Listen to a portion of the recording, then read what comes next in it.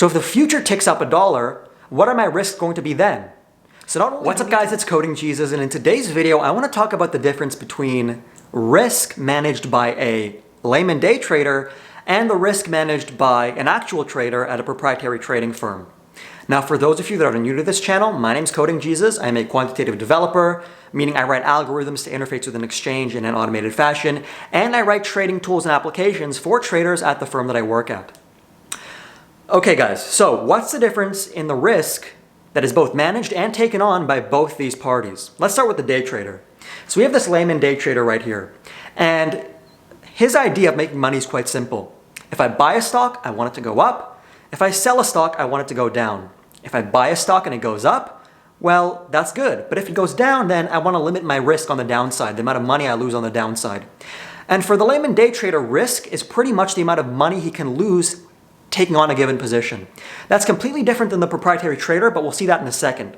Okay, like I said guys, the day trader wants to maximize the amount of money he can make on a given stock. He's buying or selling a given stock, entering into that position, and he wants to limit his downside while maximizing his upside. It's just as simple as that. It's a coin toss. Now, the real trader, or the proprietary trader that has gone to school and studied mathematics and has actually read books about option trading, option pricing, futures trading, etc., their risk is entirely different. And to understand their risk, you need to understand how their trading desk is really structured and what they do on the trading desk. So in any proprietary trading firm, the trading division is split up into desks. And I'll make another video for the structure for trading firm, but let's just talk about the trading division right now. You have various desks, and each desk is assigned to a product group. So you have gold, oil, water, treasuries, etc., etc. All right? Now on each team has a lead that is responsible for executing on a set of trading strategies to maintain and grow that desk's P&L. And you need to do so while maintaining your position within a given set of risk parameters. All right, now what are those risk parameters? Well, you first need to understand how strategies are executed on the desk to understand how the risk parameters come into play. Traders work with quants to come up with strategies rather, that they will then execute on the trading desk. So a quantitative analyst, and I have a video about what is a quant, I'll put a thumbnail here. What a quantitative analyst will do is they will analyze terabytes of data, backtesting, building volatility models, pricing risk, pricing instruments, etc., etc. They will pass on these strategies to the trading team to go ahead and execute, and the quants may execute these strategies themselves as well. Once they execute these strategies, they need to do so while maintaining their risk within a given amount of risk parameters. All right? But how are they executing these strategies? And then what are the risks that come into play? Well, while a day trader will simply look at a ticker and guess whether it will go up or down given some sort of chart tea leaf pattern that he read on his palm, what an actual trader will do is they will either buy or sell a myriad of various instruments within a portfolio. So they will execute a strategy within the context of a portfolio. That doesn't mean buying or selling a given ticker. It might mean buying tens, if not hundreds of thousands of different options and futures. It might be in unison, it might be over time, it depends on what strategy they'd like to implement. Regardless, they'll have a myriad of different instruments in this portfolio. Now, while a day trader only cares about P&L, the price going up or down, an actual real trader at a proprietary trading firm cares a lot more about the different risks that each individual instrument brings into his portfolio, and then the summation of his portfolio risk. So what exactly are those risks? What are these risk parameters? These risk parameters are Greeks. Greeks is just a word to state a myriad of risk parameters for options. So you have something like delta, vega, gamma, charm, theta, etc., etc. I'll make a video for what those risks actually mean, but I want you to get the understanding that there are more than one risk to any given security when you're dealing with options, when you're dealing with massive portfolios with tens of thousands, if not more, instruments and options in them. Okay, so you have this portfolio as a proprietary trader, and you have a bunch of options in them, and each one has Greeks, theos, gammas, etc., etc.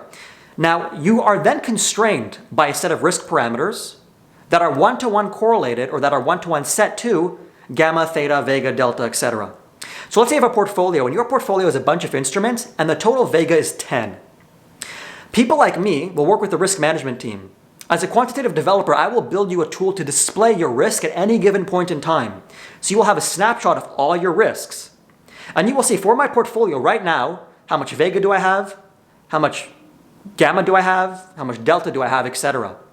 Now, I will work then with the risk team to set up the risks that you can play within. An interactive tool that will allow the risk team to actually set the risks for you without needing my intervention as a quantitative developer. So your risk parameters might be something like this. At any given point in time, you can only be long X amount of vega or short X amount of vega. Now, if you breach this risk, then you'll be alerted via a tool that will alert you, hey, you've breached the risk, get below your risk level. You have too much vega. Now, if you know anything about options, or maybe you know a bit about options, if you're long vega and you've passed that long vega risk, meaning you're too long vega, what you should do is you should sell some at the money options. Now, of course, this is a very broad generalization, but you guys get the point. So at any given point in time, you have limits to how much vega you can hold, how much delta you can hold, how much gamma you can hold on both ends.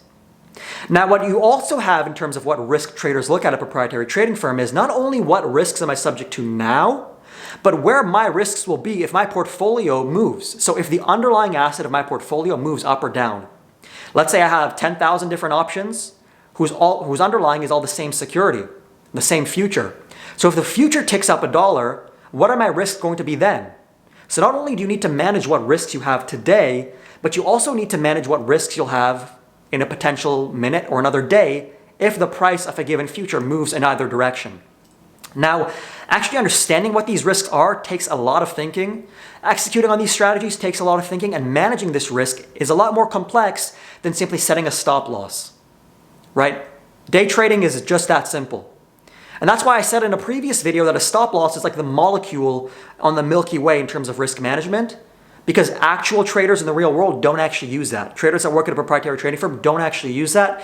It's just another term to make people feel like they're smart when they go ahead and sell you a course on how to manage risk for day trading. All right, guys. Now, why is it hard for day traders to actually become proprietary traders and understand the actual amount of risk that complicated traders use when executing strategies? Well, because they don't have the tools that people like me build to display this sort of risk to them. They don't have their Greeks at any given point in time.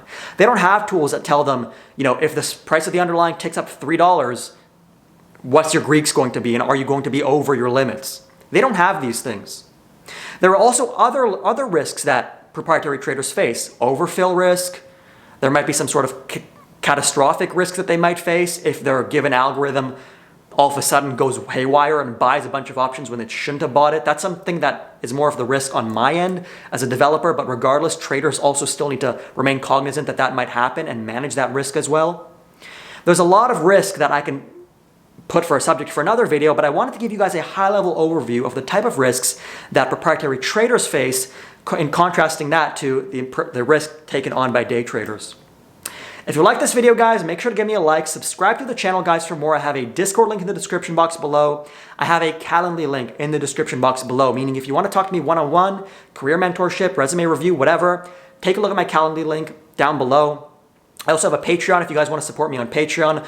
All this is able to be done because of people supporting me and the people that are watching my videos, clicking like and subscribing. Thanks for watching, guys. Make sure to share the video. Cheers.